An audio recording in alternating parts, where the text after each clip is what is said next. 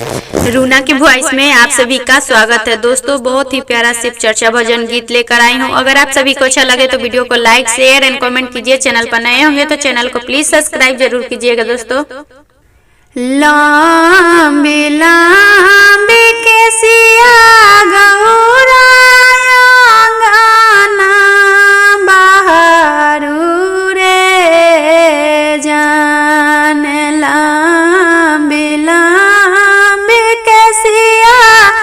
गौराया गाना बहारू रे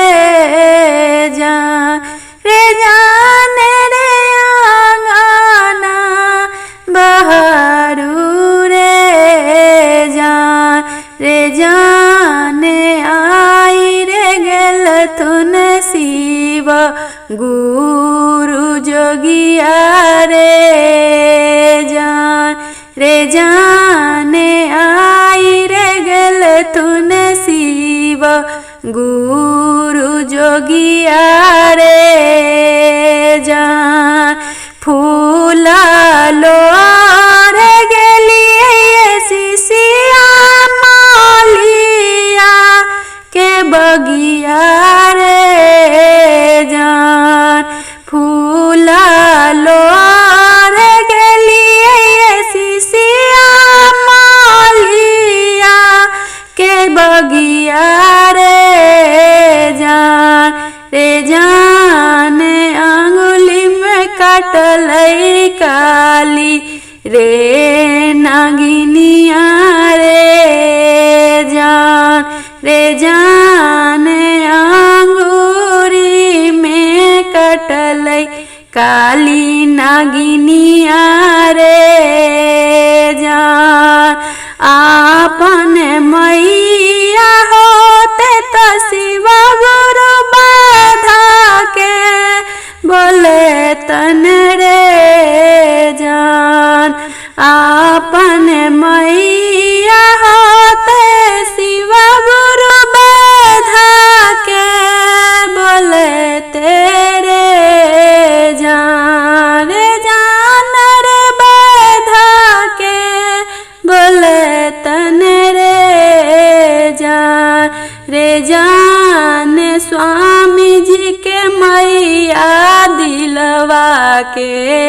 कठोरवा रे जान स्वामी जी के मैया दिलवा के कठोरवा रे जान लंबी लंबी केसिया नीलम दिंदिया गाना बहारू रे जान लंबी लंबी केसिया नीलम दिंदिया गाना बहारू रे जान रे गाना बहारू रे जान आई रे गल तुम्हारे अंदर भैया पहुन मारे जान आई रे गल तुम्हारे अंदर भैया पहुन मारे जान फूला लो रे गलिए शिशिया मालिनी के बगिया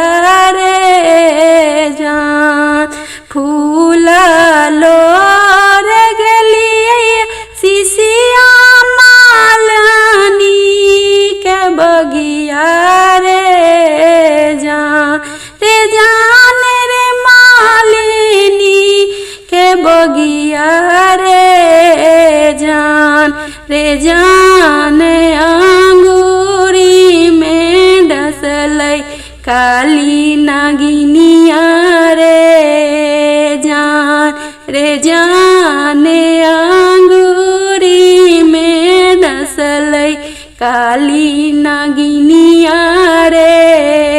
जान आपन बहिना होते तो शिव गुरु बाधा के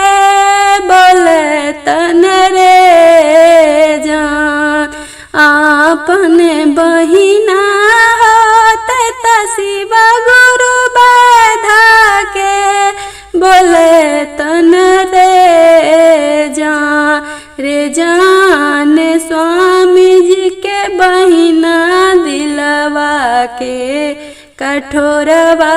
रे जान स्वामी जी के बहिना दिलवा के कठोरवा